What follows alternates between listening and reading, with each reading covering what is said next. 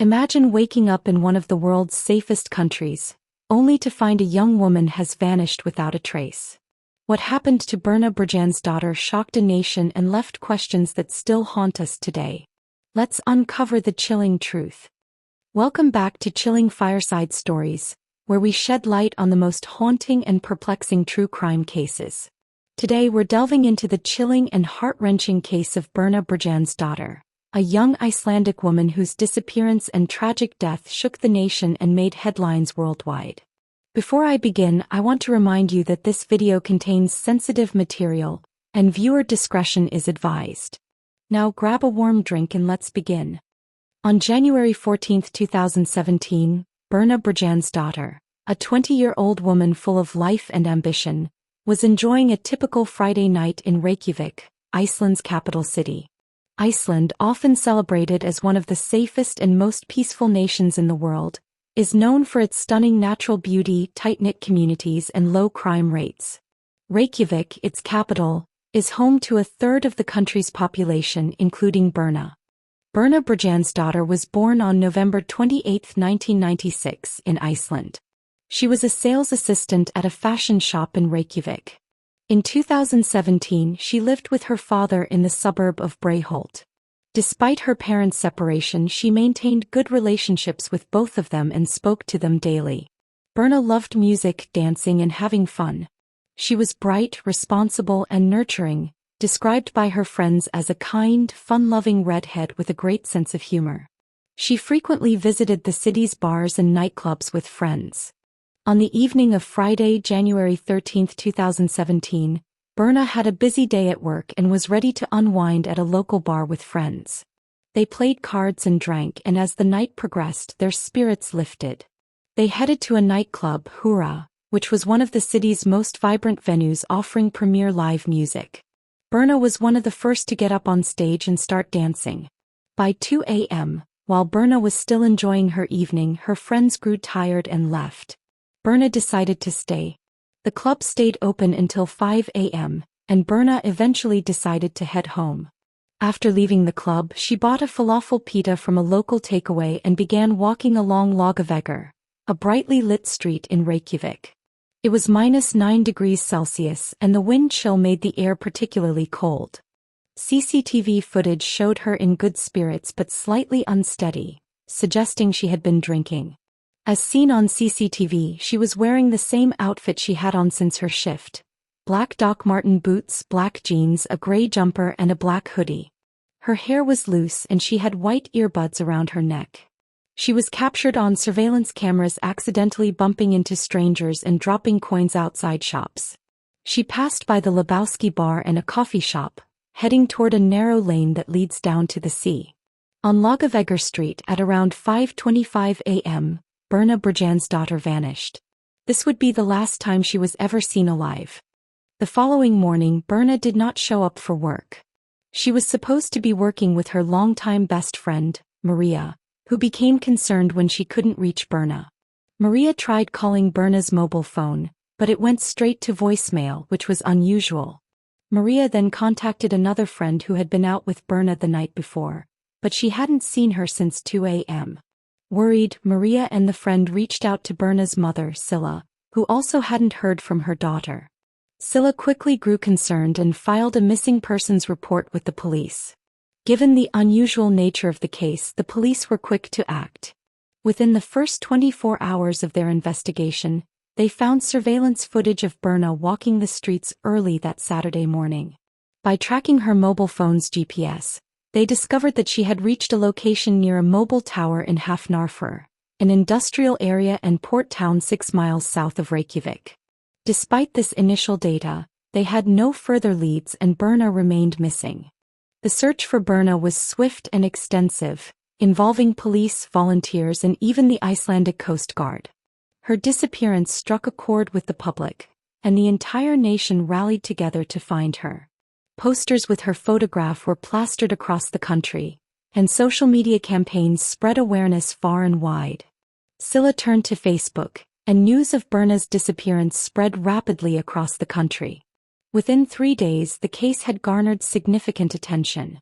The police assigned their top officer, Grimer Grimson, to the investigation. Grimer was a seasoned detective with 30 years of experience and had recently returned to Reykjavik's police force. Reviewing surveillance footage of Birna after she left the bar, Grimer and his team noticed a small red car driving in the opposite direction. The car passed the Lebowski bar less than 30 seconds after Birna appeared on camera. While the license plate was initially unreadable, the police found over 100 cars of the same make, model, and color. In the early hours of January 16, two brothers who were part of the search team found Birna's Doc Marten boots near the docks of Hafnarfjörður, the last location of her mobile phone. This was the first solid evidence linking Birna to the harbor area, although the outlook was grim. Back in the city, detectives analyzed additional CCTV footage from the harbor. They spotted the red Kia parked next to the 65-meter trawler, the Polar Nanak, owned by Greenland. The footage, though not publicly available, showed a man leaving the car and staggering back to the ship. This time the license plate was readable. Grimer quickly traced the car back to a rental company. It had been rented by a crew member of the Polar Nanak, named Thomas Möller Olsen, a fisherman from Greenland. Thomas had a minor criminal record for drug-related offenses, but was otherwise unremarkable. Around lunchtime on the day after Birna's disappearance, Thomas returned the red Kia to the rental company. The rental car, now rented out to another family, was impounded by the police. It was clear that the vehicle had been recently cleaned, as the new renters had complained about a foul smell in the back seat. Upon inspection, the police discovered traces of blood on the back seat, which they sent for forensic analysis along with Birna's DNA. The car also had damage to its underside, suggesting it had been driven off-road on trails unsuitable for small vehicles. Additionally, over 300 kilometers had been driven while in Thomas's possession, raising further suspicion. The police focused their investigation on Thomas Möller Olsen, but locating him proved challenging as he was on a boat that had already sailed over 100 miles into Greenland's waters. Since Thomas was a Greenland citizen on a Greenlandic-owned boat, Icelandic authorities needed cooperation from their counterparts. Meanwhile, rumors about the red Kia began circulating on the boat, and Thomas became so panicked that he had to be calmed down by the crew. With the heroic act of the captain of the Polar Nanak and his understanding of the diplomatic complexities, claiming the ship had a motor problem, he turned the ship back towards Iceland. He also disabled the ship's Wi-Fi to prevent further gossip. As soon as the ship entered Icelandic waters, 6 members of Iceland's elite Viking squad rappelled onto the Polar Nanak via helicopter and arrested Thomas and his friend Nikolai, who had been with him in the red Kia.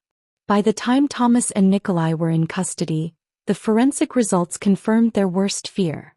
The blood found in the car was Birna's. Despite the mounting evidence, both men denied any involvement in her disappearance. Nikolai, who had been heavily intoxicated that night, claimed he was too drunk to recall any details. Thomas, on the other hand, spun a tale of a night out on the town.